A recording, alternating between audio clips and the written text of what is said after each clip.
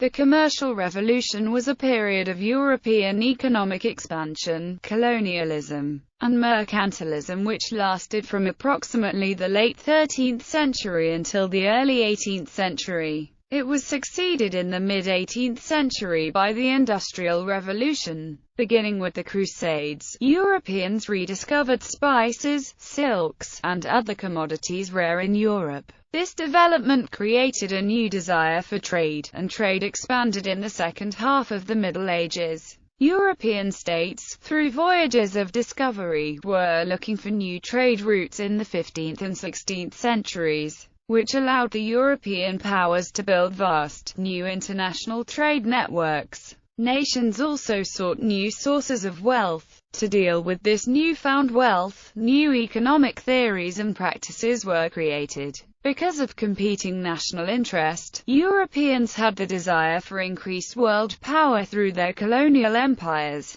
The Commercial Revolution is marked by an increase in general commerce, and in the growth of financial services such as banking, insurance, and investing. Origins of the term. The term itself was coined in the middle of the 20th century, by economic historian Roberto Sabatino Lopez, to shift focus away from the English Industrial Revolution. In his best-known book, The Commercial Revolution of the Middle Ages, Lopez argued that the key contribution of the medieval period to European history was the creation of a commercial economy, centered at first in the Italo-Byzantine Eastern Mediterranean, but eventually extending to the Italian city-states and over the rest of Europe. Time frame. The Commercial Revolution ran from approximately the late 13th century through the 18th century, with Walt Whitman Rostow saying the beginning is, arbitrarily, 1488, the year the first Europeans sailed around the Cape of Good Hope. Historians Peter Spufford, Robert S. Lopez and Irving W. Raymond indicate that there was a commercial revolution of the 13th century, or that it began at this point, rather than later. Factors of commercial revolution. A combination of factors drove the Age of Discovery. Among these were geopolitical, monetary, and technological factors. The Europeans involved in the Age of Discovery were mainly from Britain, France, the Netherlands, Spain, and Portugal. During this period, the European economic center shifted from the Islamic Mediterranean to Western Europe. This shift was caused by the successful circumnavigation of Africa, opening up sea trade with the East. After Portugal's Vasco da Gama rounded the Cape of Good Hope and landed in Calicut, India in May 1498, a new path of Eastern trade was possible, ending the monopoly of the Ottoman Turks and their European allies, the Italian city-states. The wealth of the Indies was now open for the Europeans to explore. The Portuguese Empire was one of the early European empires to grow from spice trade. Following this, Portugal became the controlling state for trade between East and West, followed later by the Dutch city of Antwerp.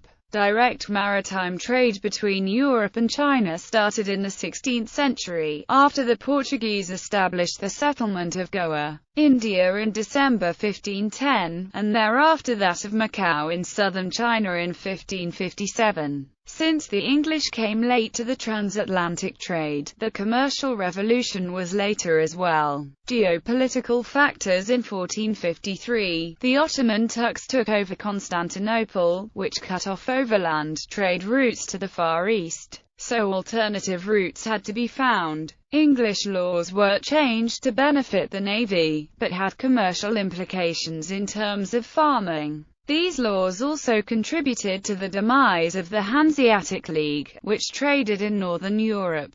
Because of the Reconquista, the Spanish had a warrior culture ready to conquer still more people and places. So Spain was perfectly positioned to develop their vast overseas empire. Rivalry between the European powers produced intense competition for the creation of colonial empires, and fueled the rush to sail out of Europe. Monetary factors. The need for silver coinage also had an impact on the desire for expanded exploration, as silver and gold were spent for trade to the Middle and Far East. The Europeans had a constant deficit in that silver and gold coin only went one way, out of Europe, spent on the very type of trade that they were now cut off from by the Ottomans. Another issue was that European mines were exhausted of silver ore and gold. What ore remained was too deep to recover, as water would fill the mine, and technology was not sufficiently advanced enough to successfully remove the water to get to the ore or gold. A second argument is that trade during the youth of the commercial revolution blossomed not due to explorations for bullion but due to a newfound faith in gold coinage. Italian city-states such as Genoa and Florence and kingdoms such as the Kingdom of Sicily routinely received gold through such trading partners as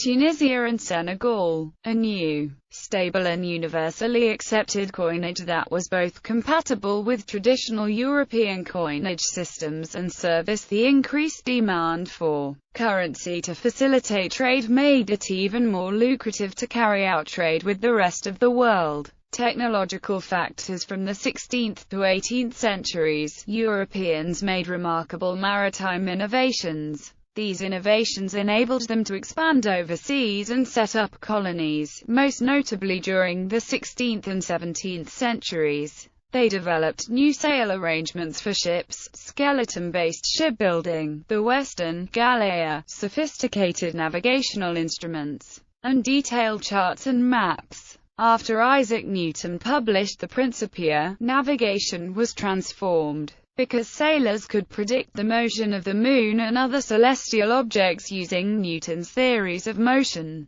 Starting in 1670, the entire world was measured using essentially modern latitude instruments. In 1676, the British Parliament declared that navigation was the greatest scientific problem of the age and in 1714 offered a substantial financial prize for the solution to finding longitude. This spurred the development of the marine chronometer, the lunar distance method and the invention of the octant after 1730. By the late 18th century, navigators replaced their prior instruments with octants and sextants. Important people. Significant contributors to European exploration include Prince Henry the Navigator of Portugal, who was the first of the Europeans to venture out into the Atlantic Ocean, in 1420. Others are Bartholomew Diaz, who first rounded the Cape of Good Hope; Vasco da Gama, who sailed directly to India from Portugal; Ferdinand Magellan, the first to circumnavigate the Earth; Christopher Columbus, who significantly encountered the Americas; Jacques Cartier, who sailed for France, looking for the Northwest Passage, and others. Key features.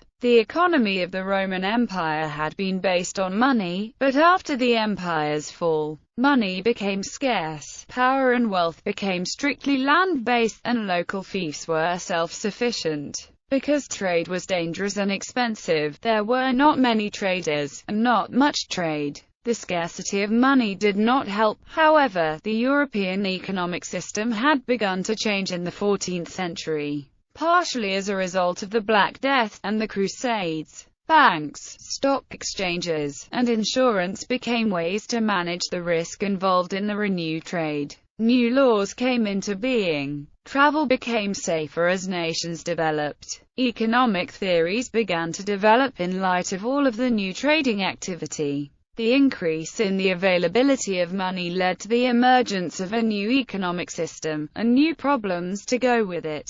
The commercial revolution is also marked by the formalization of pre-existing, informal methods of dealing with trade and commerce. Inflation. Spain legally amassed approximately 180 tons of gold and 8,200 tons of silver through its endeavors in the New World, and another unknown amount through smuggling, spending this money to finance wars and the arts. The spent silver, suddenly being spread throughout a previously cash-starved Europe, caused widespread inflation. The inflation was worsened by a growing population but a static production level, low employee salaries and a rising cost of living. This problem, combined with underpopulation, affected the system of agriculture. The landholding aristocracy suffered under the inflation, since they depended on paying small, fixed wages to peasant tenants that were becoming able to demand higher wages.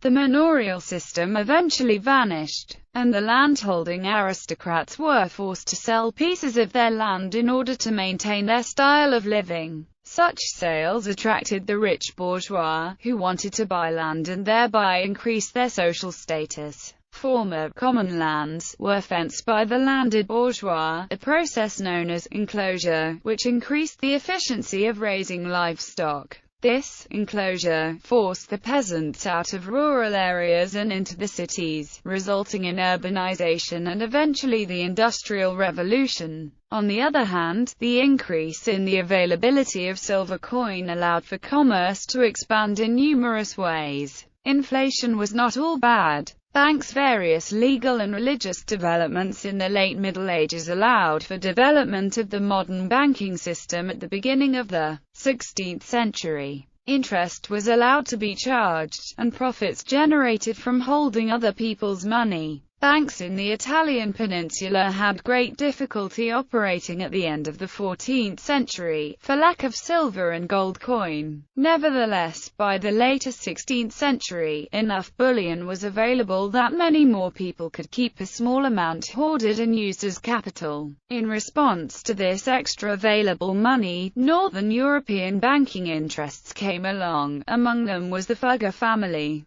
The Fuggers were originally mine owners, but soon became involved in banking, charging interest, and other financial activities. They dealt with everyone, from small-time individuals, to the highest nobility. Their banks even loaned to the emperors and kings, eventually going bankrupt when their clients defaulted. This family, and other individuals, used Italian methods which outpaced the Hanseatic League's ability to keep up with the changes occurring in Northern Europe. Antwerp had one of the first money exchanges in Europe, a bourse, where people could change currency. After the siege of Antwerp, the majority of business transactions were moved to Amsterdam. The Bank of Amsterdam, following the example of a private Stockholm corporation, began issuing paper money to lessen the difficulty of trade, replacing metal in exchanges. In 1609 the Amsterdamse Wissel Bank was founded, which made Amsterdam the financial center of the world until the Industrial Revolution. In a notable example of crossover between stock companies and banks, the Bank of England, which opened in 1694, was a joint stock company. Banking offices were usually located near centers of trade, and in the late 17th century,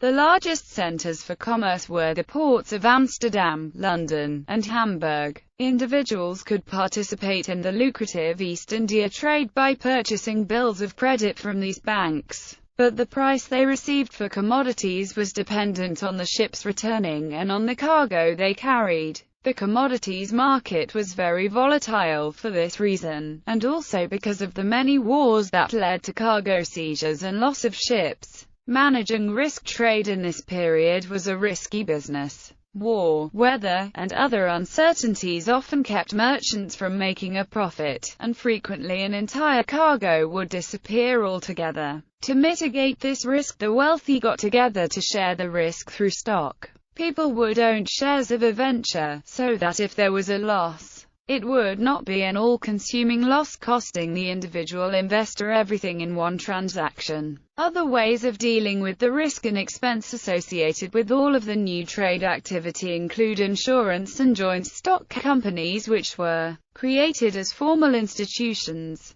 People had been informally sharing risk for hundreds of years, but the formal ways they were now sharing risk was new. Even though the ruling classes would not often directly assist in trade endeavors, and individuals were unequal to the task, rulers such as Henry VIII of England established a permanent royal navy, with the intention of reducing piracy, and protecting English shipping. Joint stock companies and stock exchanges. Stock exchanges were developed as the volume of stock transactions increased. The London Royal Exchange, established in 1565, first developed as a securities market, though by 1801 it had become a stock exchange. Historian Fernand Braudel suggests that in Cairo in the 11th century Muslim and Jewish merchants had already set up every form of trade association, and had knowledge of every method of credit and payment, disproving the belief that these were invented later by Italians. In 12th century France, the courtiers de change were concerned with managing and regulating the debts of agricultural communities on behalf of the banks. Because these men also traded with debts, they could be called the first brokers. In late 13th century Bruges commodity traders gathered inside the house of a man called Van der Beurs, and in 1309 they became the Bruges Bourse, institutionalizing what had been, until then, an informal meeting. The idea quickly spread around Flanders and neighboring counties. In Beurzen soon opened in Ghent and Amsterdam. In the middle of the 13th century Venetian bankers began to trade in government securities. In 1351 the Venetian government outlawed spreading rumors intended to lower the price of government funds. Bankers in Pisa, Verona, Genoa and Florence also began trading in government securities during the 14th century. This practice was only possible because these independent city-states were not ruled by a duke but a council of influential citizens. The Dutch later started joint stock companies, which let shareholders invest in business ventures and get a share of their profits, or losses. In 1602, the Dutch East India Company issued the first shares on the Amsterdam Stock Exchange. It was the first company to issue stocks and bonds. The Amsterdam Stock Exchange is also said to have been the first stock exchange to introduce continuous trade in the early 17th century. The Dutch pioneered short-selling, option trading, debt-equity swaps, merchant banking, unit trusts and other speculative instruments. Much as we know them, insurance companies were another way to mitigate risk. Insurance in one form or another has been around as far back as there are records. What differed about insurance going into the 16th and 17th centuries was that these informal mechanisms became formalized. Lloyd's of London came into being in 1688 in English coffee shops that catered to sailors, traders, and others involved in trade.